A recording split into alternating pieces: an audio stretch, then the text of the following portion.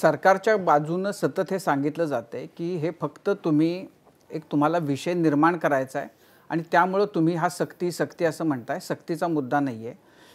दुसरा भाग त्यातला हा की त्रिभाषा सूत्र हे आपल्याकडे ऑलरेडी आहेच. म्हणजे आपण सगळेजण 3 भाषा शिकलेलेच आहोत. 5वी पासून असेल.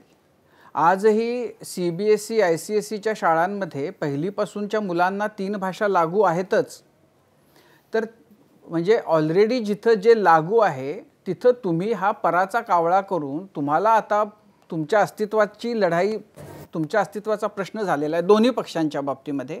आणि त्यामुळे तुम्हाला हे आता तुम्ही या मराठी भाषेचा टेकू घेऊन तुम्ही स्वतःचं राजकीय अस्तित्व निर्माण करायचा प्रयत्न करताय. तुम्हाला सांगतो की हे शैक्षणिक धोरण आहे याच्यामध्ये 3 भाषा तुम्हाला आहेत.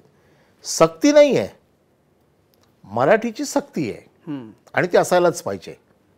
परंतु भाषेला तुम्हाला ऑप्शन्स आहेत. कोण जर्मन घेते 3री भाषा, कोण फ्रेंच घेते, कोण संस्कृत घेते. आता माझ्या मुलांनी संस्कृत घेतलं होतं. त्याची सक्ती नाही, हे तुम्ही सक्ती करताय. कशी? ही 3री भाषा हिंदीची तुम्हाला घ्यावीच लागेल. तुम्हाला परत सांगताय ना की सक्ती नाहीये. नाही ना, त्यांची काढा ना तुम्ही, GR काढा.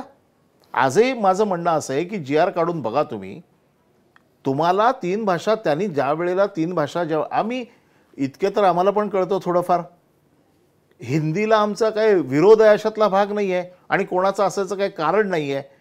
परंतु हिंदी सक्तीची ज्या वेळेला झाली, ज्या वेळेला जबरदस्ती आमच्या मराठी, ते किती वयाची मुलं आहेत, लहान आपली जी मुलं आहेत, यांना सगळ्या शिक्षण तज्ज्ञांचं एकच म्हणणं आहे की ज्या वयामध्ये त्यांच्यावरती मातृभाषेचे संस्कार व्हायला पाहिजेत त्यावेळी मातृभाषेचे संस्कार व्हायला पाहिजेत. परंतु तुम्ही एखादा विषय सक्तीचा कराल आणि जबरदस्ती त्यांच्या डोक्यावर टाकायला जाल तर त्याला साहजिकच विरोध आहे. यामध्ये मराठी आणि हिंदी भाषिक हा कदाचित सत्ताधारी पक्षाने मुद्दाम निवडणुकीच्या दृष्टिकोनातून आणलेला प्रयोग आहे, स्टंट आहे असं म्हणाल तर चुकीचं ठरणार नाही. आमच्या दृष्टीने तसं नाही आहे. आमच्या दृष्टीने म्हणजे आत्तापर्यंत तुम्ही जर पाहिलं परकीय आक्रमणं ज्या वेळेला झालेली आहेत ना राजू, त्या वेळेला परकीय आक्रमणं केवळ भूमीपुरतं झालेली नाहीत.